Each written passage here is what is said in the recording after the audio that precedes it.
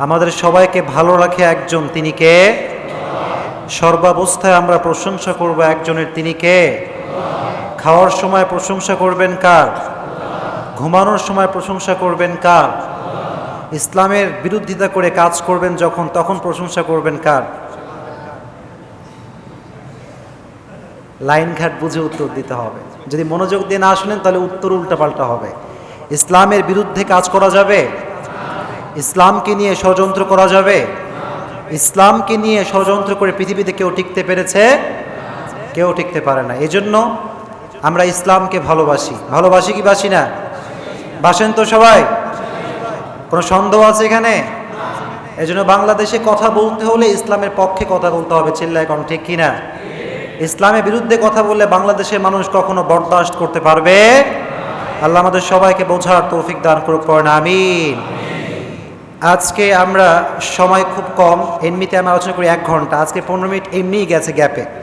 আজকে আমরা যে সূরা থেকে তাফসীর শুনবো সে সূরাটার নাম হচ্ছে সূরাতু ইয়াসিন। সূরাটার নাম কি? আমাকে সবার জবানটা খুলে, সবার জবান খুলে রেইজ ভয়েসে উত্তর দিতে হবে। পারবেন সবাই ইনশাআল্লাহ? এটা আল্লাহর ঘর, মসজিদ, এখানে আমরা কোরআন থেকে কথা বলবো। আর যদি প্রশংসা করতে হয় করব একজনের, তিনি কে? আল্লাহ বলেছেন ওয়ারাব্বাকা ফাকাব্বির, raise the name of your Lord.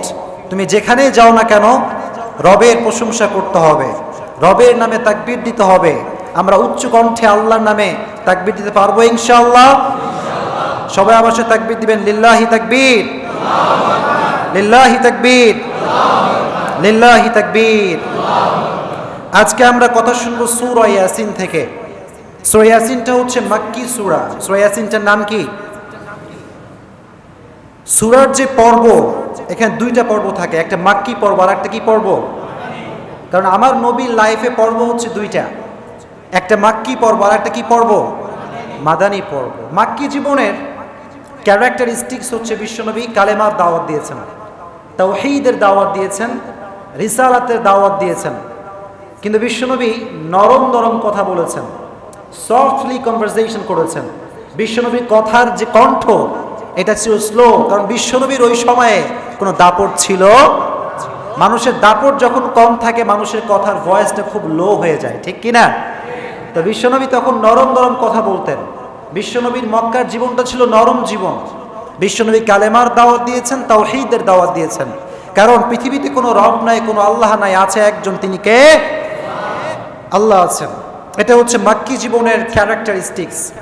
Madani জীবনের বৈশিষ্ট্য হচ্ছে বিশ্বনবী আপন শক্তিতে জ্বলে উঠেছেন।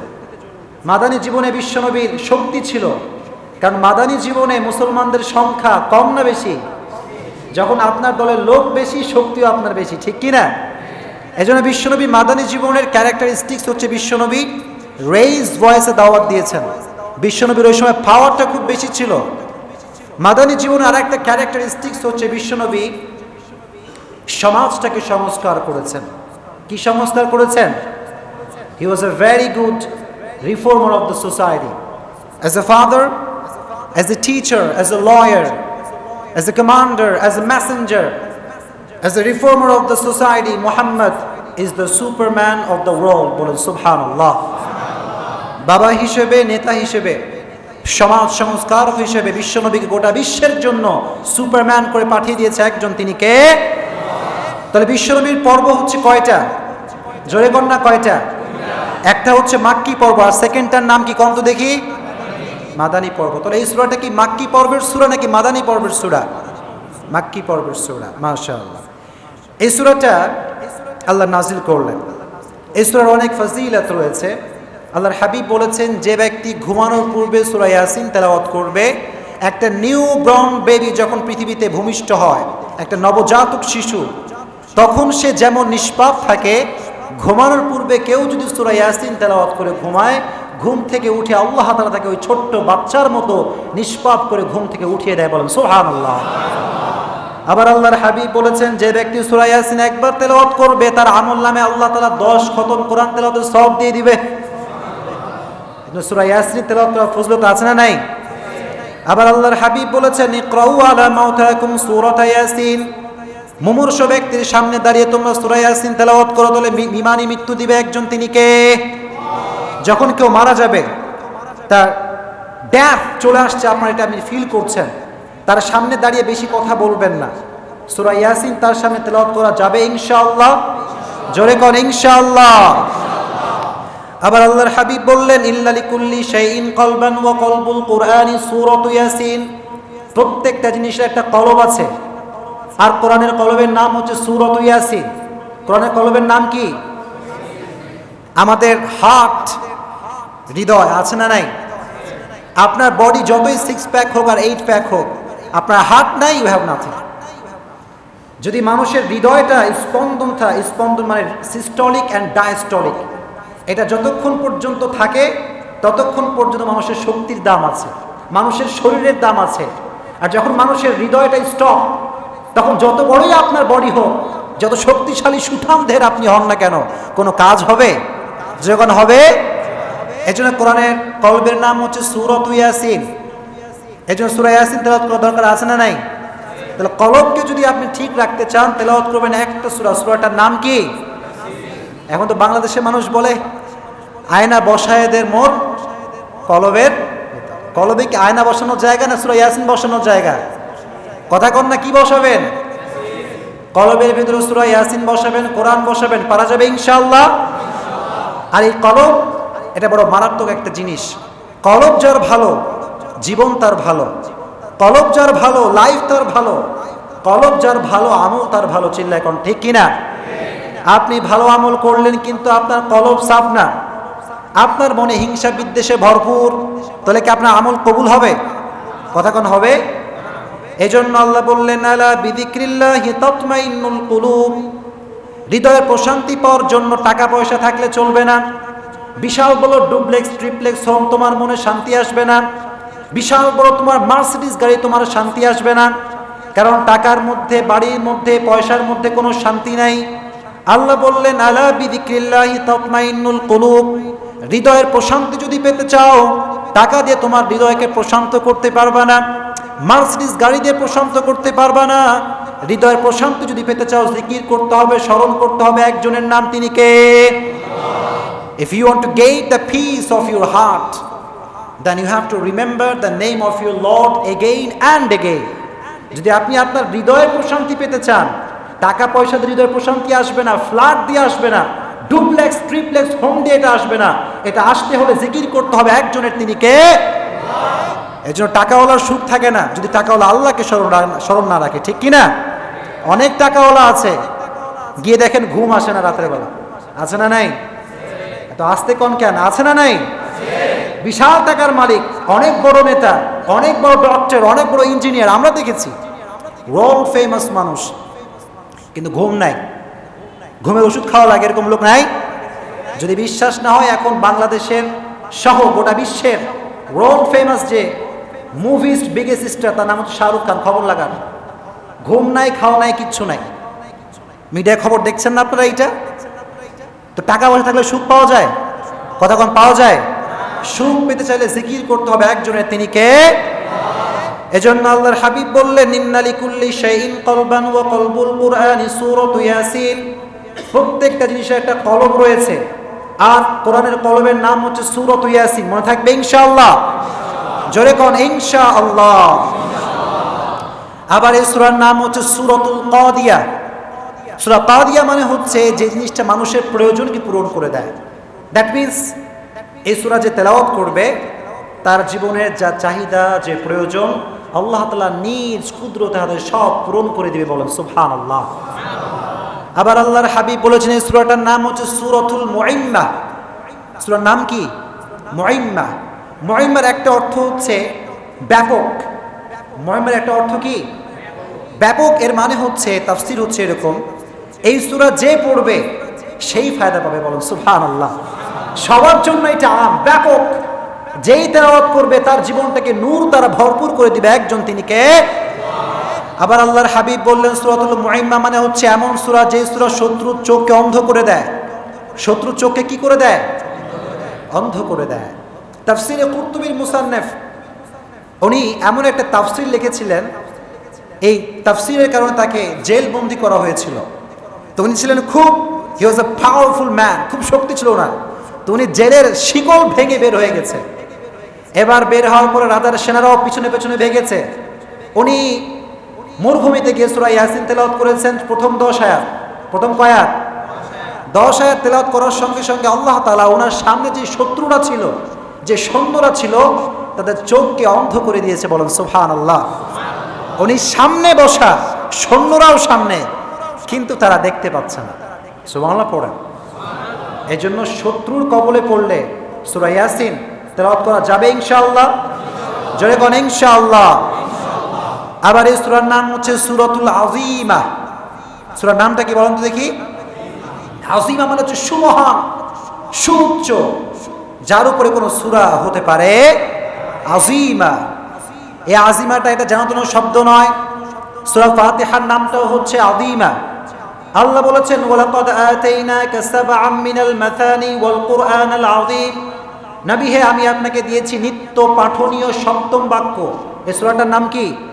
সূরা ফাতিহা। সূরার নামটা কি বলেন?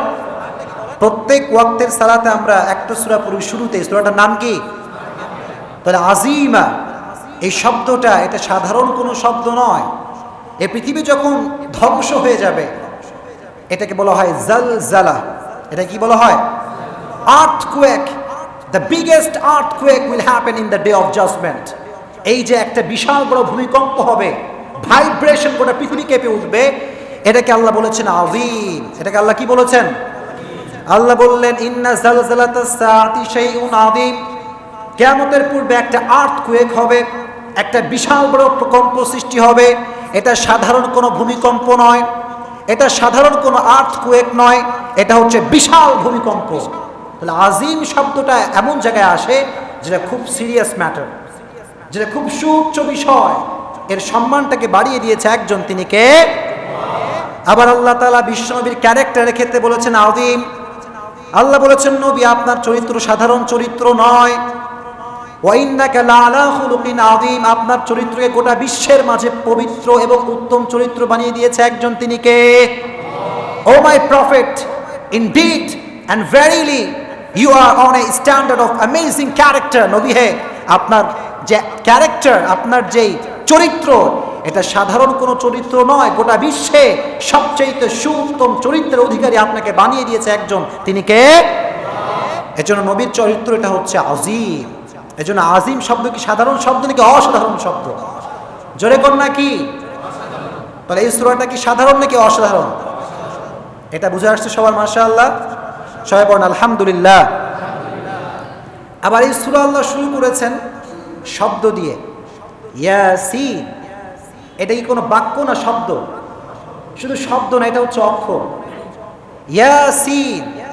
কোরআনের ভিতরে 29টা সূরা এমন রয়েছে যে সূরা আল্লাহ তাআলা শব্দ দিয়ে, মানে কোনো বাক্য ছাড়াই অক্ষর দিয়ে শুরু করেছে। সুবহানাল্লাহ পড়েন। এর কারণটা হচ্ছে যখন কোরআনটা নাজিল হয় তখন কাফেরদের দাবি ছিল যে কোরআনটা এটা আল্লাহর কোরআন নয়। নাউজুবিল্লাহ পড়েন। তারা বলেছিল নবী হচ্ছে জাদুকর, এই জাদু করে এগুলো বানিয়েছে, এগুলো তো আমরাও পারি। আল্লাহ বললেন আমি চ্যালেঞ্জ করলাম, আমি যে অক্ষর দিয়ে আয়াত নাজিল করলাম পারলে এই অক্ষরের তর্জমা কর। আজীবনে কেউ পারছে? বিশ্বনবীর যে জামানায় এসেছিলেন ওই জামানায় আরবি ভাষা সাহিত্যের উৎকর্ষতা সাধিত হয়েছিল। আরবি ভাষার এতটা উৎকর্ষ পৃথিবী কোথাও দেখে নাই। কবিতা, গদ্য, পদ্য, গল্প, রচনা, উপন্যাস, আর্টিকেলের সয়লাভ। অ্যাট দ্য সেম টাইমে আল্লাহ তাআলা এই সূরা নাজিল করে ভাষা সাহিত্যিকদের চোখে আঙ্গুল দিলেন, এই এত বড় বড় কবিতা লিখতে পারো, এত বড় বড় আর্টিকেল লিখতে পারো, এত বড় বড় সাহিত্য লিখতে পারো, আমি আবার নবীর উপরে যে কোরআনটা নাজিল করেছি পারলে একটা সূরার ভিতরে ভুল ধরে দেখাও। কখনো পারবে কখনো কেউ? কোরআনে কোনো ভুল পাওয়া যাবে? যালিকাল কিতাব লা রাইবা ফি হুদাল লিল। This is the book, the most authentic and original and reliable book in this world, and there is no doubt in it, a guidance to those who are muttaqin. এটা এমন একটা বই যেই বইয়ে কোনো সন্দেহ নাই, সন্দেহের লেশ মাত্র নাই, মুমিনদের জন্য হেদায়েতের আলো করে পাঠিয়ে দিয়েছে একজন, তিনি কে? তাহলে এই সূরাটা এমন একটা সূরা যে সূরার মাধ্যমে আল্লাহ তাআলা কাফেরদের মুখকে বন্ধ করে দিয়েছে, বলেন সুবহানাল্লাহ। আবার কাফেররা বলে কোরআনে কোনো বিজ্ঞান নাই। নাস্তিকদের স্লোগান আছে না নাই? কথা কোন আছে না নাই? নাস্তিকরা বলে কোরআনে বিজ্ঞান নাই, কোরআনে সায়েন্স নাই, কোরআনে মানুষের লাইফের বেসিক নিডস নাই। কিন্তু কোরআন বলে মা নাজ্জালনা আলাইকাল কিতাব, এটা এমন একটা কিতাব, ফাররাতনা ফিল কিতাবি মিন শাই, এমন কোনো বিষয় নাই, ওয়া নাজ্জালনা আলাইকাল কিতাবা তিবিয়ানা, মানুষের জীবনে প্রয়োজনীয় এমন কিছু নাই যেই কথা আমি আল্লাহ তাআলা কোরআনে উল্লেখ করি নাই, বলেন সুবহানাল্লাহ। মানুষের জীবনের প্রত্যেকটা প্রয়োজনকে উল্লেখ করে দিয়েছে একজন, তিনি কে? আপনি সায়েন্সের কথা বলবেন, কোন সায়েন্স আপনি কোরআন থেকে নেবেন? কসমোলজি আছে, অ্যাস্ট্রোলজি আছে, geology, zoology, embryology, botany, human anatomy, প্রত্যেকটা বিষয়কে কোরআনে উল্লেখ করে দিয়েছে একজন, তিনি কে? এজন্য আল্লাহ সেকেন্ড নাম্বার আয়াতে বললেন ওয়াল কুরআনিল হাকিম, প্রজ্ঞাময় কোরআনের শপথ, বিজ্ঞানময় কোরআনের শপথ। কোরআনের ভিতরে বিজ্ঞান আছে না নাই? সব বিজ্ঞান দিয়ে দিয়েছে একজন, তিনি কে? এজন্য কোনো বিজ্ঞানী যদি বলে যে এটা কোরআনের সঙ্গে মিলে না, সেট খায় না, এটা কখনো মুসলমান ঘরের সন্তান মানতে পারে? সায়েন্সের উৎসই হচ্ছে কোরআন। সায়েন্সের উৎস কি? আর কোনো তথ্য যদি সায়েন্সের সঙ্গে কোরআন না মিলে, science should wait unless the get their latest discoveries invention. সায়েন্সকে অপেক্ষা করতে হবে, কারণ কোরআন কখনো কোনো কথা ভুল বলতে পারে। কোরআনের সব কথা সত্য করে লিখে দিয়েছে, নাজিল করেছে একজন, তিনি কে? প্রত্যেকটা কথা কোরআনে আছে। আপনি কোনটা বলবেন? মানুষের নামে সূরা কোরআনে আছে না নাই? জিনের নামে সূরা কোরআনে আছে না নাই? সূরাতুল, আবার মাকড়সার নামে সূরা আছে, সূরার নাম কি? সূরা আল আনকাবুত। গরুর নামে সূরা আছে, সূরার নামটা কি? বাকারা। মাশাআল্লাহ। আবার মধুর নামে সূরা আছে, মৌমাছির নামে সূরা আছে, সূরাটার নাম কি? সূরাতুন নাহল। মাশাআল্লাহ। আমি আপনাদেরকে, সময় আমার বেশি একটা আজকে নাই, আপনাকে রাগ করছেন সবাই? শুনতে ভালো লাগছে? আলহামদুলিল্লাহ। আপনি যদি বিজ্ঞান খুঁজতে চান, আমি শুধু আপনাকে যদি মৌমাছি নিয়ে কথা বলি, এই বিজ্ঞান কখনো শেষ হবে না, বলেন সুবহানাল্লাহ। আল্লাহ বললেন ওয়াউহা রাব্বুকা ইলান নাহলি আনিত্তাখিযি মিনাল জিবাল বুয়ুতা ওয়া মিনাশ শাজারি ওয়া মিম্মা ইয়ারিশুন। আল্লাহ মৌমাছিকে সিক্রেট মেসেজ দিলেন, ও মৌমাছি, তোমরা উঁচু উঁচু জায়গায় তোমাদের ঘর বানাও, বিশাল বড় ফ্ল্যাটের কান্দিসে তোমরা ঘর বানাও। মৌমাছির ঘর আপনারা দেখেন নাই? কি ছোট্ট গাছের উপরে ঘর বানায় না গাছের মগডালে বানায়? মগডালে বানায়। কারণ এই কথাটা, এটা আমাদের আদেশ নয়, আদেশটা করেছে সিক্রেটলি একজন, তিনি কে? এজন্য মৌমাছি দেখবেন সবসময় উঁচু জায়গায় ঘর বানায়। সুবহানাল্লাহ পড়ে। আল্লাহর সে কানেকশন দেখেছেন মৌমাছি? এই কানেকশন আমাদের সঙ্গে নয়, আছে একজনের সঙ্গে, তিনি কে? ইত্তাখিদ। আল্লাহ বলেছেন ইত্তাখিদি। যে উলামা ইকরাম আছেন তারা জানেন যে ইত্তাখিদ এটা হচ্ছে মুযাক্কারের সিগা, আর ইত্তাখিদ এটা হচ্ছে মুআন্নাসের সিগা। দ্যাট মিন্স আল্লাহ তাআলা পুরুষ মৌমাছিকে অ্যাড্রেস করে বলেন নাই, ম্যাসকুলিন জেন্ডার আল্লাহ ইউজ করেন নাই। আল্লাহ নারী মৌমাছিকে অ্যাড্রেস করে বলেছেন, নারী মৌমাছিরা শোনো, তোমরা তোমাদের ঘর বানাও কোথায়? গাছের মগডালে। কিসের মগডালে? আবার বিশাল বড় বড় বাসার কার্নিশে মৌমাছির বাসা আছে না নাই? দেখেন না আপনারা সবাই? আছে, আছে। আবার যখন পাহাড়ি এলাকায় যাবেন দেখবেন বিশাল বড় বড় পাহাড়ের চূড়ায় মৌমাছির চাক আছে। এই আদেশটা কার? ইত্তাখিদি মিনাল জিবাল, পাহাড়ে বানাও, ওয়া মিনাশ শাজার, গাছের মগডালে বানাও। সুবহানাল্লাহ পড়েন। কার্ল ব্রনফ্রিজ একজন বিজ্ঞানী, সে লিখেছে একটা বই, বইটার নাম হচ্ছে দ্য ডান্সিং বিস। এই বইয়ের ভিতরে সে 1973-তে একটা বই লিখেছে, দ্য ডান্সিং বিস। এর মানে হচ্ছে নেচে যাওয়া মৌমাছিগুলো। এই বইটা লিখে সে নোবেল প্রাইজ পেয়েছে 1973-তে। তার বইয়ের প্রত্যেকটা পাঠ, প্রত্যেকটা তথ্য, প্রত্যেকটা কথা আল্লাহর আয়াতের সঙ্গে মিলে যায়, বলেন সুবহানাল্লাহ। সায়েন্স এটা কোরআনের বাহিরে গিয়ে কিছু করতে পারবে, কারণ সায়েন্সের মূল উৎস হচ্ছে কোরআন। বলেন কি নাম? সায়েন্সের মূল উৎস কি? সবাই এইদিকে, গেটের দিকে কিছু নাই, এইদিকে সবাই তাকান। তাহলে কার্ল ব্রনফ্রিজ লিখেছে যে এই মধুর ভিতরে একটা অসাধারণ ন্যাচারাল অ্যান্টিসেপটিক রয়েছে, এটাকে বলা হয় প্রপিলিস। প্রপিলিস নামে একটা লিকুইড পাওয়া যায়। কারো যদি ঘা হয়ে যায় কিংবা কারো যদি গা কেটে যায়, ওনারা বলছেন যে এখানে কোনো রকম কোনো মেডিসিন ইউজ করার দরকার নাই। কেউ যদি এখানে মধু লাগিয়ে দেয়, আল্লাহ তাআলা এমন একটা ন্যাচারাল অ্যান্টিসেপটিক মধুতে দিয়েছে, অটোমেটিক্যালি তার ঘাটা শুকিয়ে যাবে। বলেন সুবহানাল্লাহ। দ্বিতীয় বিশ্বযুদ্ধে রাশিয়ার যারা সোলজার ছিল, তাদের যখন গা কেটে যেত যুদ্ধ করতে গিয়ে, তারা কখনো কোনো মেডিসিন ইউজ করতো না, কোনো মলম ইউজ করতো না। তারা এই প্রপিলিস লাগিয়ে দিত মধু থেকে সংগ্রহ করা, তাদের অটোমেটিক্যালি সব ঘা শুকিয়ে যেত। বলেন সুবহানাল্লাহ। তাহলে এই মধুর ভেতরে এই শেফা দিয়েছে একজন, তিনি কে? আবার নিউজিল্যান্ডের কিছু বিজ্ঞানী আবিষ্কার করেছে যে এই মধুর ভিতরে অসাধারণ রেমেটিক ফিভারের একটা অ্যান্টিবায়োটিক আছে। এটা অসাধারণ বিষয়। আল্লাহু আকবার। এই রেমেটিক ফিভারের অ্যান্টিবায়োটিক এটা এমন একটা দামি জিনিস, কারো যদি বাতে ব্যথা হয়, বাতে ব্যথা নাই আমাদের মুরব্বীদের আছে না নাই? বাতের ব্যথায় লড়তে পারে না, চড়তে পারে না, বিজ্ঞানীরা লিখেছে কেউ যদি বাতের ব্যথার এই জায়গায় এই মৌমাছির একটা হুল ফুটিয়ে দেয়, অটোমেটিক্যালি তার বাতের ব্যথা শূন্য থেকে একদম পরিপূর্ণ আল্লাহ তাআলা শিফা দান করবে। বলেন সুবহানাল্লাহ। এটা একজন ইজিপশিয়ান, একজন ফিজিশিয়ান চিকিৎসক উনি লিখেছেন, মিশরীয় চিকিৎসক। আপনি এটা বিবিসি ডকুমেন্টারি নিউজে পাবেন।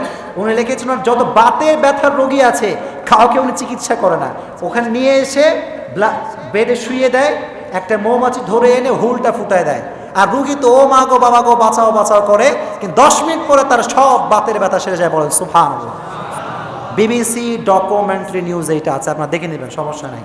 এজন্য প্রত্যেকটা বিষয়, প্রত্যেকটা শেফার বিষয় মৌমাছির ভিতরে ঢুকিয়ে দিয়েছে একজন, তিনি কে?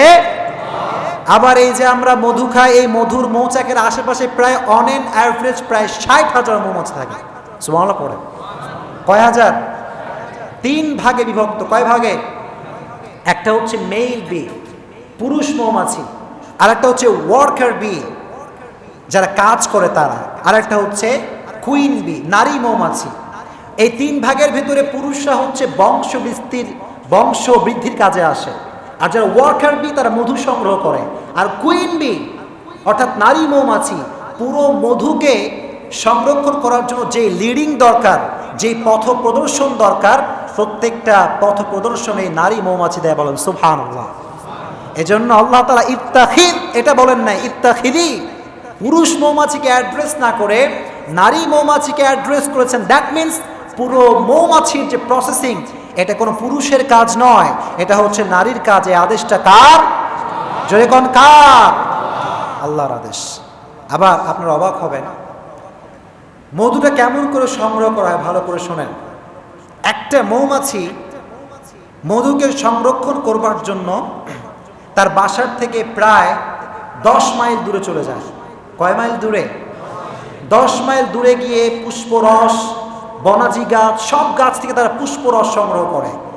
সংগ্রহ করে তারা এটা খেয়ে ফেলে না, সঙ্গে সঙ্গে খায় না, বরং তারা এটাকে নিয়ে আসে, নিয়ে আসার পর তারা খায়। এবং আল্লাহ তাআলা মৌমাছির পেটের ভেতরে স্টোমাক দিয়েছেন 2টা। কয়টা স্টোমাক? 2টা পাকস্থলী। একটা হচ্ছে তার খাওয়ার জন্য, আর একটা হচ্ছে তার মধুকে সংরক্ষণ করার জন্য। বলেন সুবহানাল্লাহ। আবার এই স্টোমাকের ভিতরে, কি অবাক করা বিষয়, ভালো করে শুনতে হবে প্রিয় ভাইরা, এই স্টোমাকের ভিতরে আল্লাহ তাআলা একটা ন্যাচারাল এনজাইম দিয়েছেন, এটাকে বলা হয় পাচক রস। এটার মাধ্যমে পুরো প্রসেসিংটা হয়, এখান থেকে মধুটা তৈরি হয়। এখন মৌমাছি যে মধু সাপ্লাই দিবে, এটা তো মল থেকে রাস্তা দিয়ে আল্লাহ দিবেন না। আল্লাহ শুধুমাত্র মৌমাছির পেট থেকে মধুকে সাপ্লাই দেওয়ার জন্য তার ভেতরে মলের রাস্তা ছাড়া আর একটা স্পেশাল পাইপ দিয়েছে। বলেন সুবহানাল্লাহ। সেই মৌমাছিগুলো পুষ্পরস সংগ্রহ করে বাসার ভেতরে আসে। মৌমাছিগুলো সব মধুগুলো খেয়ে ফেলে। খাওয়ার পরে আল্লাহ তাআলা 2টা স্টোমাক দিয়েছেন, একটা তার খাওয়ার জন্য আর একটা মধু সংরক্ষণ করার জন্য। এখানে পাচক রসের মাধ্যমে মধুটা তৈরি হয়। আল্লাহ বললেন, আমার মেহমান, পৃথিবীর সব মানুষ আমার মেহমান, সবাই আমার কি মেহমানদেরকে আমি মলের রাস্তার খাওয়ার খাওয়াবো না। আমি আল্লাহ রাব্বুল আলামিন মধুকে সাপ্লাই দেওয়ার জন্য মৌমাছির ভিতরে আলাদা একটা লাইন দিয়ে দিলাম। সুবহানাল্লাহ পড়েন। এই লাইন থেকে মৌমাছি তার মধুগুলোকে পবিত্রভাবে সুন্দর করে তার বাসায় রেখে দেয়। বলেন সুবহানাল্লাহ। এই মেকানিজমটা কার? যখন এই মেকানিজমটা কার? এই মধু যখন বের হয়, ইয়াখরুজু মিন বুতুনিহা শারাবুন মুখতালিফুন আলওয়ানুহা, এই মধুর বিভিন্ন রং আছে। ব্ল্যাক হানি হয়, ক্রিমড হানি হয়, অর্গানিক হানি হয়। দেখেন না আপনার মধুর বিভিন্ন কালার আছে না নাই? এই কালারগুলো দিয়েছে একজন, তিনি কে? আবার এই মধুর ভিতরে কত কিছু যে আছে আপনি কল্পনাই করতে পারবেন না। এর ভিতরে গ্লুকোজ আছে, সুক্রোজ আছে, ফ্রুকটোজ আছে, মিনারেলস আছে, ভিটামিনস আছে, ক্যালসিয়াম আছে, প্রোটিন আছে। খাইলে গা গরম, সুবহানাল্লাহ পড়েন। শীতকালে আপনি মধু খাবেন, বেশি বেশি জাম্পার জ্যাকেট কিচ্ছু লাগবে না, গা গরম করে দিবে একজন, তিনি কে? কারণ এর ভিতরে সব কিছু দিয়ে পুরো মধুটাকে একটা ন্যাচারাল ভ্যাকসিন বানিয়ে দিয়েছে একজন, তিনি কে? এজন্য মধুর ভিতরে একটা বরকত আছে না নাই? আছে। আর একটা বিষয় বলছেন, যেটা বলছিলাম সায়েন্স থেকে, যে সায়েন্সের কোনো উৎপত্তি কোরআন ছাড়া হতে পারে না। এটাই ক্লিয়ার? কোনো সন্দেহ আছে আপনাদের কারো? কারো কোনো সন্দেহ আছে নাকি? শুধুমাত্র, সময় খুব কম আজকে, বেশি বলতে পারবো না, শুধুমাত্র আপনি যদি আমাকে বলেন হুজুর মধুর থেকে, মৌমাছির থেকে, কোরআন থেকে আমি সায়েন্স কেমনে পাবো, আমি বলবো শুধুমাত্র মৌমাছি তার মৌচাক থেকে বের হয়ে মধু সংরক্ষণ করতে গিয়ে আমাদেরকে 4টা সায়েন্স শিক্ষা দিয়েছে। সুবহানাল্লাহ পড়া। সায়েন্স কয়টা? জোরে কোন কয়টা? 1 নম্বর সায়েন্স হচ্ছে কেমিস্ট্রি। 1 নম্বর কি? আগেই বলেন সুবহানাল্লাহ। আগে আমাকে বলেন, বাসা ছাদের নিচে, কার্নিশের নিচে মৌচাকের বাসা আপনার দেখছেন কি দেখেন নাই? এটা কি পড়ে যায় নাকি ঝুলে থাকে? আল্লাহু আকবার। এই মৌচাক কার্নিশের উপরে সে বাসা বাঁধবে, তার কাছে সুপাগুলো আঠা ছিল, গামা আঠা ছিল। আল্লাহ তাকে এমন একটা আঠা শিক্ষা দিয়েছে, এমন একটা কেমিস্ট্রি শিক্ষা দিয়েছে, সেই আঠা নিয়ে সে কার্নিশে লাগিয়ে দিয়েছে। কোনোদিন সে কার্নিশ থেকে তার মৌচাকের বাসা খুলে পড়ে নাই, বলেন সুবহানাল্লাহ। এই আঠা এমন এক শক্তিশালী আঠা, যখন মধু কেউ সংরক্ষণ করতে যায়, প্রাণীতত্ত্ববিদরা বলছে একটা মৌচাকের ভিতরে কম করে হলে 30 থেকে 60 কেজি মৌমাছির ভিতরে, মৌচাকের ভিতরে মধু থাকে, বলেন সুবহানাল্লাহ। এই মৌচাক যখন মানুষ সংগ্রহ করে নিয়ে যায়, 5 মাস, 6 মাস, 1 বছর সেই মৌচাকের বাসাটা খাতা ছেঁড়ার মতো ঝুলতে থাকে। 6 মাস, 1 বছরেও সেই মৌচাকের বাসাটা খুলে পড়ে না। এই কেমিস্ট্রি, এই আঠা জাতীয় কেমিস্ট্রি মৌমাছিকে শিক্ষা দিয়েছে একজন, তিনি কে? কেমিস্ট্রি। এটা আমরা শিক্ষা দেই নাই, তার কাছে সুপারগুলো নাই, গামা আঠা নাই, কিন্তু এমন এই কেমিস্ট্রি আঠা শিক্ষা দিয়েছে একজন, তিনি কে? এটা হচ্ছে 1 নম্বর সায়েন্স, সংক্ষেপে বললাম। 2 নম্বর হচ্ছে ইঞ্জিনিয়ারিং টেকনোলজি। 2 নম্বর কি? আপনারা মনে হয় হুজুর কি কম, ভুয়া নাকি এসব, না সত্য কথা এসব? ভুয়া না সত্য? Engineering technology. আমরা মনে করি যে আমরা এই বিশাল বড় ইঞ্জিনিয়ার, কিন্তু মৌমাছির ইঞ্জিনিয়ারিং যদি আপনি দেখেন, আপনার মাথায় আর কাজ করবে না। এই মৌমাছি তার মৌচাক বানালো, এক একটা ঘর 6 কোণ বিশিষ্ট চেম্বার। কয় কোণ বিশিষ্ট চেম্বার? প্রত্যেকটা চেম্বারের মাপ হচ্ছে 1।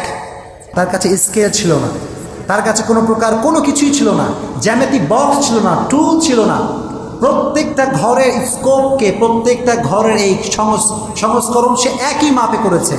কোনো জায়গায় 1 ইঞ্চি পরিমাণ মাপে কম বেশি হয় নাই, বলেন সুবহানাল্লাহ। স্কেল নাই, মেশিন বক্স নাই, কিচ্ছু নাই, কিন্তু এমন একটা ইঞ্জিনিয়ারিং টেকনোলজি আল্লাহ তাকে শিক্ষা দিয়েছে, পুরো ঘরটাকে সে 6 কোণ বিশিষ্ট চেম্বার দিয়ে বানিয়েছে, কোথাও কোনো 1 ইঞ্চি কম হয় নাই, বলেন সুবহানাল্লাহ। আর এই ইঞ্জিনিয়ারিং টেকনোলজি আপনি যদি আরো দেখতে যান, আপনি যাবেন বাবুই পাখির কাছে। কোন পাখির কাছে? কবিতা পড়েন নাই? বাবুই পাখিরে ডাকি, বলিছে চড়াই, কুড়ে ঘরে থেকে করো শিল্পের বড়াই। এই কথাটা সত্য কথা, কারণ এই যে বাবুই পাখি তার বাসাটা বানালো চতুর্পাশ থেকে পাতা নিয়ে এসে, এই বাসাটা শুধুমাত্র বাসা নয়, এই বাসার ভিতরে বেডরুম আছে, ডাইনিং রুম আছে, মাস্টার বেডরুম আছে, বলেন সুবহানাল্লাহ। এই বাসার ভেতরে বাবুই পাখি এন্ট্রি নেয় নিচের দিক থেকে। কোন দিক থেকে এন্ট্রি নেয়? নিচের দিক থেকে। আবার যদি কোনো আক্রমণ ঘটে বাসার ভেতরে, ব্যাকডোর দিয়ে পালানোর ব্যবস্থাও বাবুই পাখির বাসায় করা আছে, বলেন সুবহানাল্লাহ। পড়েন, বিজ্ঞান নিয়ে পড়েন, জানতে পারবেন বিষয়গুলো।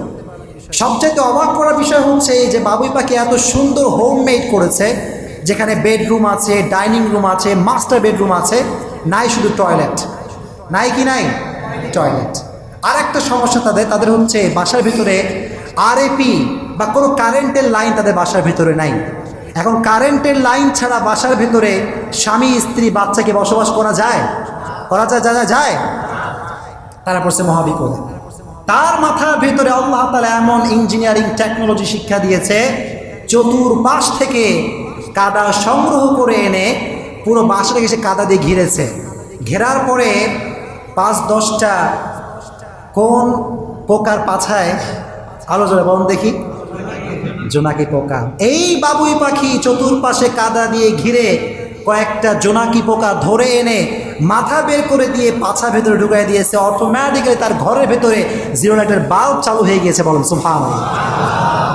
ওটা অ্যামেজিং ইঞ্জিনিয়ারিং টেকনোলজি। আমি আমার ইঞ্জিনিয়ার ভাইদেরকে বলবো এই কথা যে আপনাকে আমরা সম্মান করি, সবাইকে আমরা সম্মান করি। আমি বলবো আপনাকে বাবুই পাখির মতো বাসা বানাতে হবে না। আপনি যদি বিশাল বড় ইঞ্জিনিয়ার হয়ে থাকেন, আপনি পারলে বাবুই পাখির বাসা খুলে দেখান আমাদেরকে, ঠিক কি না? কারণ এই ইঞ্জিনিয়ারিং টেকনোলজি শিক্ষা দিয়েছে একজন, তিনি কে? 2 নাম্বার। 3 নাম্বার হচ্ছে মেডিকেল সায়েন্স। 3 নাম্বার কি? আমরা ওষুধ খাই কি খাই না? ওষুধকে ঠিক রাখার জন্য বর্তমান ওষুধ ব্যবসায়ীরা ইউজ করে অ্যালকোহল। কি ইউজ করা হয়? But alcohol is totally prohibited from Islam. Islam কখনো অ্যালকোহলকে সাপোর্ট করতে পারে? বিজ্ঞানীরা বলছে অ্যালকোহলের জায়গায় কোনো মানুষ যদি ওষুধকে ঠিক রাখার জন্য মৌমাছির এই যে মধু, এটা যদি সে ইউজ করে, তার ওষুধে কখনো পচন ক্রিয়া আসবে না। বলেন সুবহানাল্লাহ। মেডিকেল সায়েন্স এমনভাবে মধু সংগ্রহ করবে, এটা সবার জন্য শেফার কারণ হয়ে যাবে। বলেন সুবহানাল্লাহ। আবার আল্লাহ বললেন ফিহি শিফাউল লিন্নাস, এই মধুর ভিতরে সব রোগের শেফা দিয়েছে একজন, তিনি কে? যে কোনো রোগ হোক, এনি কাইন্ড অফ ডিজিজ, আপনি মধু খাবেন, পারা যাবে ইনশাআল্লাহ। 3 নাম্বার হচ্ছে মেডিকেল সায়েন্স, আর 4 নাম্বার হচ্ছে মেরিন বায়োলজি। 4 নাম্বার কি বললেন না সবাই? বলেন 4 নাম্বার কি? Marine biology. ভালো করে বুঝবেন, ভালো করে বুঝবেন, কোরআন থেকে বলছি। আল্লাহ বললেন তোমরা মধুকে সংরক্ষণ করার জন্য বাড়ি থেকে বের হয়ে যাও। প্রাণীতত্ত্ববিদরা বলছে একটা মধু সংরক্ষণ করার জন্য একটা মৌমাছি তার বাসার ভেতর থেকে 10 মাইল দূরে চলে যায়। কয় মাইল? আমরা যখন সমুদ্রে যাই কিংবা সাগরে যাই, তখন দেখবেন যে সাগরের যে স্টিমার, এটার সামনে সার্চ লাইট থাকে না। সার্চ লাইট যেখান থেকে আমরা বুঝবো সামনে কি আছে, দেখবেন সাগরে সার্চ লাইট থাকে না। দিয়ে করবে কি? সামনে তো খালি অন্ধকার। সাগরে কি কোনো কুলকিনারা আছে নাকি? তাদের যে দরকার হয় কি? একটা মানচিত্র দরকার হয়, একটা রাডার দরকার হয়। এগুলোর মাধ্যমে তারা জায়গাটাকে জাস্টিফাই করে যে আমরা যাচ্ছি কোথায়। কিন্তু দেশীয় শহরে যখন নদীতে কোনো স্টিমার চলে, দেখবেন সামনে সার্চ লাইট আছে না নাই? কারণ এটা আমরা দেখতে পারবো যে সামনে আসলে কি আছে, এখানে কুল আছে নাকি নাই। তাহলে আমরা মানচিত্রের মাধ্যমে দূরে গেলে এটাকে আমরা জাস্টিফাই করি, তাছাড়া আমরা পথ হারিয়ে যাই, ঠিক কি না? এই মৌমাছি বাসার ভেতর থেকে 10 মাইল দূরে চলে গেল। এখান থেকে 10 মাইল কত দূর হবে? কাটাখালি বা তারও বেশি হবে। 10 মাইল, এখানে 10 মাইল কত দূর হবে? 10 মাইল আনুমানিক। কাটাখালি বা তারও একটু বেশি হতে পারে, তাই না? এখন দেখেন মৌমাছি তার বাসার ভেতর থেকে বের হয়ে গেল 10 মাইল দূরে। কোনোদিন কি এমন হয়েছে যে বাসার জানালার কাছে এসে বলছে ভাই মধু আনতে বের হয়েছিলাম, 10 মাইল দূরে আসছি, পথ খুঁজে পাচ্ছি না, পথটা বলে দেন? হয়েছে এরকম কখনো? আল্লাহ তাকে এমন মেরিন বায়োলজি শিক্ষা দিয়েছে যে ঘর থেকে 10 মাইল দূরে গিয়েছে, তার পথকে সংরক্ষণ করবার জন্য, চেনার জন্য তার রাডার মানচিত্র কোনো কিছুর দরকার হয় নাই। বলেন সুবহানাল্লাহ। কয়টা সায়েন্স? জয় কোন কয়টা? 1 নাম্বার কি ছিল বলেন দেখি? কেমিস্ট্রি। 1 নাম্বার কি? 2 নাম্বার কি? Engineering technology. 3 নাম্বার কি? Medical science. 4 নাম্বার কি? মধুর ভিতরে 4টা সায়েন্স। আপনি যাবেন কোথায়? কসমোলজি বাদ দিলাম, অ্যাস্ট্রোলজি বাদ দিলাম, জিওলজি বাদ দিলাম, বুটানি, হিউম্যান অ্যানাটমি সব বাদ দিলাম। আপনি মধু নিয়ে পড়লে তো আপনার সায়েন্সের অভাব হবে না। সুবহানাল্লাহ পড়েন। এই জন্য কোরআনের ভিতরে সায়েন্স আছে না নাই? জোরে কোন আছে না নাই? এই জন্য সায়েন্স যদি কোনো বিষয়ে অমিল পায়, science should wait unless they get their latest discoveries invention. সায়েন্সকে অপেক্ষা করতে হবে, কারণ কোরআন যেটা বলছে এটাই চূড়ান্ত চিল্লা। এখন ঠিক কিনা? কোরআনের বিরুদ্ধে কেউ কথা বলতে পারবে না। গত কয়েকদিন আগে কুমিল্লায় এই যে মূর্তির পায়ের উপরে কোরআন শরীফ রাখা হয়েছে, আপনারা দেখছেন এইটা সবাই? কারা করছে? We don't have any idea. এখন দেখলাম ধরা পড়ছে নাকি। আমার কথা হচ্ছে এইটা, এই বিষয়গুলো আমি বেশি হাইলাইট করব না। আমি শুধু এতটুকু বলবো, যারা কোরআনকে নিয়ে ষড়যন্ত্র করছেন আর ভাবছেন যে মুসলমানরা থেমে যাবে, কোরআনটা অসম্মান হয়ে যাবে, এটা কখনো কোশ্চিনকালে সম্ভব হতে পারে না। কোরআনটা নাজিল করেছে একজন, সংরক্ষণ করবে একজন, তিনি কে? আপনি কিছু করতে পারবেন না। ইসলামটাকে আপনি নিশ্চিহ্ন করতে পারবেন না। চিল্লা এখন ঠিক কিনা? আল্লাহ বললেন, ইউরিদুনা লিইউতফিউ নূরাল্লাহি বিআফওয়াহিহিম ওয়াল্লাহু মুতিম্মু নূরিহি ওয়ালাউ কারিহাল কাফিরুন। কাফেররা চায় ইসলামকে নিভিয়ে ফেলতে, কাফেররা চায় ইসলামটাকে নিশ্চিহ্ন করে ফেলতে। আল্লাহ বললেন, ওয়াল্লাহু মুতিম্মু নূরিহি ওয়ালাউ কারিহাল কাফিরুন, until the day of judgement, কিয়ামত পর্যন্ত ইসলামের বাণীকে গোটা বিশ্বে প্রতিষ্ঠিত রাখবে একজন, তিনি কে? You can't stop the rage of, you can't stop the voice of Islam. আপনি পারবেন না, পৃথিবীর কোনো শক্তি কখনো পারতে পারে ইসলামটাকে আপনি নিভাতে পারবেন না। এজন্য বাংলাদেশ এটা অসাম্প্রদায়িক দেশ, ঠিক কিনা? বাংলাদেশে আমরা সাম্প্রদায়িক কোনো দাঙ্গা চাই নাকি? আমরা জোরে কোন চাই? বাংলাদেশে মুসলমান, ইহুদি, খ্রিস্টান, বৌদ্ধ ধর্ম যারা আছে, বৌদ্ধ হোক, হিন্দু হোক, সবাই থাকবে, আমাদের কোনো সমস্যা। কিন্তু এটা মনে রাখতে হবে, বাংলাদেশের রাষ্ট্রীয় ধর্মের নাম কি? জোরে কোন কি নাম? ইসলাম ধর্ম রাষ্ট্রে থাকবে, এই ক্ষেত্রে আপনাদের কোনো দ্বিমত আছে? যখন আছে, আমি আমার বক্তব্যে স্পষ্ট বলেছি। গত প্রশ্নে আমার চট্টগ্রাম প্রোগ্রাম ছিল, আমি ওখানে বলে আসছি যে কোনো দলকে আমরা খারাপ চোখে দেখি না। We love everyone as a human being, আমরা সবাইকে ভালোবাসি, ঠিক কিনা? হানাফি হোক, আহলে হাদিস হোক, সুন্নি হোক, কওমি হোক, আলিয়া হোক, we don't have any problem. আমরা মুসলমান, আমাদের মূল পরিচয় কি? কিন্তু আপনি মুসলমান ঘরের সন্তান হয়ে কখনো ইসলামের বিরুদ্ধে কথা বলতে পারেন না। ইসলাম থাকবে ইনশাআল্লাহ, এখানে হিন্দু থাকবে, রাষ্ট্রীয় ধর্ম হিসাবে ইসলাম থাকবে, এটা ঠিক আছে, কিন্তু বাংলাদেশের সবাই থাকবে, ঠিক কিনা? এজন্য রংপুরে যারা হিন্দুদের ঘরকে পুড়িয়ে দিয়েছেন, এটা কি ইসলামের শিক্ষা? যেমন ইসলামের শিক্ষা এটা। আল্লাহ বললেন, ওয়ালা তাসুব্বুল্লাযীনা ইয়াদউনা মিন দুনিল্লাহ ফায়াসুব্বুল্লাহা আদওয়ান বিগাইরি ইলম। আল্লাহ বললেন, মূর্তি পূজা যারা করে তাদেরকে গালি দিও না। মূর্তি পূজা যারা করে তাদের গালি দেওয়া যাবে না। তোমরা তোমাদেরটা পালন করো, আমরা আমাদেরটা পালন করব, ঠিক কিনা? মুসলমান ঘরের সন্তান হিন্দুদের পূজায় গিয়ে গেঞ্জি খুলে, ঢাকঢোল পিটিয়ে, রং মেখে তামাশা করছে আর গানে গানে নাচছে, এটা কখনো একটা মুসলমান ঘরের সন্তানের কাজ হতে পারে? যখন হতে পারে, স্পষ্ট কথা এটা। আমরা সবাইকে সম্মান করি, ধর্ম বর্ণ নির্বিশেষে আমাদের জন্য সবার হৃদয়ে আমাদের ভালোবাসা আছে না নাই? যখন আছে না নাই? তার মানে এটা নয় যে আপনি সুবিধাবাদী জিন্দাবাদ হবেন, এটা কিন্তু হবে না। এটা হবে? মুসলমানদের রব একজন, তিনি কে? যখন তিনি কে? শিরকি কোনো কাজ কর্মে মুসলমান কখনো সম্পৃক্ত থাকতে পারে না, এটা মনে রাখতে হবে। বাংলাদেশে কোনো রকম কোনো সাম্প্রদায়িক দাঙ্গা আমরা চাই? আমরা চাই যারা এগুলো করছেন তারা সরকারের খারাপ চান, তারা রাষ্ট্রের খারাপ চান, তারা বাংলাদেশের বদনাম চান, চিল্লা এখন ঠিক কিনা? আর এগুলো মিডিয়ারা এমনভাবে কভার করছে মনে হচ্ছে আমরা তাকে জুলুম করছি। সংখ্যালঘুর উপরে জুলুম করা এটা কখনো ইসলামের শিক্ষা হতে পারে না। তারা শান্তিতে থাকবে, এটা রাষ্ট্রের দায়িত্ব, জনগণের দায়িত্ব, ঠিক কিনা? এজন্য রাষ্ট্রীয় ধর্ম ইসলাম থাকবে, এটা আমাদের প্রাণের দাবি। সবাই একমত আমার সঙ্গে? একমত তো সবাই? শুধু আমি একমত না, প্রধানমন্ত্রী একমত, চিল্লা এখন ঠিক কিনা? বক্তব্য শোনেন আপনি প্রধানমন্ত্রী, ইউটিউব তো আমরাও চালাই, কিন্তু স্পষ্ট বলছেন বাংলাদেশ চলে মদিনার সনদে। কিসের সনদে? মদিনার সনদ কি ইসলাম না অন্য কিছু? মদিনার সনদের নাম কি? বঙ্গবন্ধু স্বাধীনতার স্থপতি বঙ্গবন্ধু শেখ মুজিবুর রহমান বলেছেন যে দেশের মানুষ হালের বলদকে বিক্রি করে হজ করতে যায়, সে দেশে ইসলামকে বাদ দিয়ে অন্য কিছু চলবে না। চিল্লা এখন ঠিক কিনা? ইসলাম এদেশে থাকবে, থাকবে কি থাকবে না? আমাদের কথা একটাই, আমরা সবাইকে ভালোবাসি।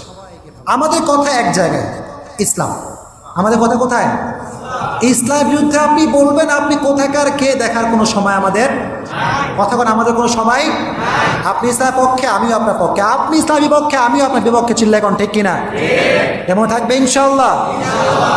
এই জন্য কোরআনে বিজ্ঞান আছে না নাই? সাম্প্রদায়িক দাঙ্গা লাগানো যাবে না, এই কথা কোরআনে বলে দিয়েছে একজন, তিনি কে? মিডিয়াতে কভার হচ্ছে এইটা। আমি সবাইকে একটা কথা অনুরোধ করছি, সাম্প্রদায়িক দাঙ্গা লাগিয়ে সরকারকে আপনারা কলঙ্কিত করার চেষ্টা করবেন না, সরকারের বদনাম করার চেষ্টা করবেন। আর যেখানে দেখবেন যে কোনো ব্যক্তি সাম্প্রদায়িক দাঙ্গা লাগাবার চেষ্টা করছে, এটা প্রশাসনকে ইনফর্ম করা যাবে ইনশাআল্লাহ। যেরকম ইনশাআল্লাহ বাংলাদেশ অসাম্প্রদায়িক দেশ, এখানে কোনো সাম্প্রদায়িক দাঙ্গা আমরা কখনো আল্লাহ সেটা কবুল করে পড়ে না। আমি অনলাইনে আমার আলোচনা শুনেন সবাই, কে কে আছেন দেখি হাত তুলেন তো দেখি। মাশাআল্লাহ, হাত নামান, হাত নামান, মাশাআল্লাহ। আমি এখানে গতকালকে কথা হয়েছে ওনাদের সঙ্গে আমার, যে আমি আজকে এখানে জুমা পড়াবো। আজকে জুমা পড়ার কথা ছিল আমার হেতেম খা আহলে হাদিস বড় মসজিদে। তো ওখান থেকে আবার আমাদের শায়েখ ফোন দিয়েছেন, আব্দুল মান্নান হুজুর আমাদেরকে ফোন দিয়েছেন যে তোমাকে জুমাটা এখানে পড়াতে হবে। তো আপনারা অনেকে মনে করছেন মানে আমি বিদেশ থেকে উঠে আসছি। আমি বিদেশের না, আমি রাজশাহীতে থাকি। আমার বাসা রাজশাহীতে, আমার বাসা। আমি জুমা পড়াই হচ্ছে জিয়া পার্ক জামে মসজিদে। জিয়া পার্কের সামনে একটা মসজিদ আছে, আপনারা সবাই দেখেছেন মসজিদটা, ওখানে আমি দায়িত্বে আছি। সো ওখানে আমি জুমা পড়াই, ওখান থেকে মূলত এখানে আসা। তো আপনারা সবাই ভালো আছেন? আলহামদুলিল্লাহ। আল্লাহ যেন আপনাকে ভালো রাখে, পড়ে না আমিন। এই মসজিদের সবাই যেন আল্লাহ কবুল করে, পড়ে না আমিন। আমরা মসজিদগুলোতে আমরা ইসলাম প্রচার করব, করা যাবে ইনশাআল্লাহ। আমাদের সমস্যা কি জানেন? এই কথাগুলো শেষ করে দেবো ইনশাআল্লাহ। একজনের বাড়িতে টিভি আছে, ওর মেয়ে গান দেখে, ছেলে গান দেখে, কোনো সমস্যা নাই। কিন্তু আল্লাহর ঘর মসজিদে আল্লাহর কথা হয়, এটা রেকর্ড করে বাংলাদেশ দেখবে, এটা সহ্য হয় না। এরকম লোক আছে না নাই? দিন শেষে সেই কিন্তু অনলাইনে সার্চ করবে যে অমুক সমস্যার সমাধান কোথায়। করবে কি করবে না? দিন শেষে আপনি অনলাইনে যাবেন, মিডিয়াতে আপনি যাবেন, তাহলে মসজিদে আল্লাহর ঘরে ইসলাম প্রচার করতে সমস্যা আপনার কেন তৈরি করেন? এরকম লোক বাংলাদেশে নাই? আছে না নাই? কম। তো আলহামদুলিল্লাহ আপনাদের মসজিদের মুসলিমের অনেক ভালো। সভাপতি আমাদের সুজন আঙ্কেল আমার সাথে কথা বলেছে, বলে হুজুর আপনি আসেন, কোনো সমস্যা নেই। আলহামদুলিল্লাহ পড়েন। রাজশাহী এমন একটা শহর হয়ে গেছে বুঝছেন, রাজশাহীতে ক্যামেরা কোনো মসজিদ সহ্যই করতে পারে না। আছে না নাই? ক্যামেরা তো আমরা তো মুভি করছি না এখানে, এখানে মুভি শুটিং চলছে নাকি? এখানে কোনো নাটক চলছে? এখানে কথা বলছি একজনের, তিনি কে? এটা প্রচার করে লাভ আছে না নাই? এই যে আজকে যারা সাম্প্রদায়িক দাঙ্গা লাগাচ্ছে, তারা কখনো বাংলাদেশে বাঁচতে পারবে না। চিল্লা এখন ঠিক কিনা? আপনি কোন দলের বিরুদ্ধে হন, কোনো সমস্যা নাই, কিন্তু সাম্প্রদায়িক দাঙ্গা লাগিয়ে বাংলাদেশে আপনি কখনো টিকতে পারবেন? আল্লাহ আমাদের সবাইকে বোঝার তৌফিক দান করুক, পড়না আমিন। আপনারা সবাই আমাদের দোয়া করবেন ইনশাআল্লাহ। আমি কিন্তু রাজশাহীর সন্তান, রাজশাহীতে আমার বাসা। আলহামদুলিল্লাহ আপনাদের দোয়ায় আমার যত আলোচনা মানুষ শুনে, সব রাজশাহী থেকেই শোনে। লক্ষ কোটি মানুষ আমাদের আলোচনা শুনে আলহামদুলিল্লাহ ইসলাম থেকে উপকৃত হয়েছে। বলেন আলহামদুলিল্লাহ। এখানে অহংকারের কিছু নাই। তবে এটা মনে রাখবেন, খতিব সাহেবকে হতে হবে সমসাময়িক খতিব। কি খতিব? খতিব সাহেব বর্তমান প্রেক্ষাপট বুঝবে না, সেই খতিবের আমাদের কোনো দরকার। স্পষ্ট কথা এটা। খতিব সাহেবরা অনেকে বোঝে না, প্রেক্ষাপট বোঝে না, কখন কোন কথা বলতে হবে এটা তারা বোঝে না। আর এই কারণে মুসলিমের অনেক রাগ হয়, কি হয় না? এই জন্য খতিব সাহেব আমাদেরকে হতে হবে, we should be alert, we should be active. Active হতে হবে। আর অ্যাক্টিভ খতিব আপনারা রাখবেন তো ইনশাআল্লাহ। আল্লাহ আমাদের সবাইকে ইসলামের জন্য কবুল করুক, পড়না আমিন।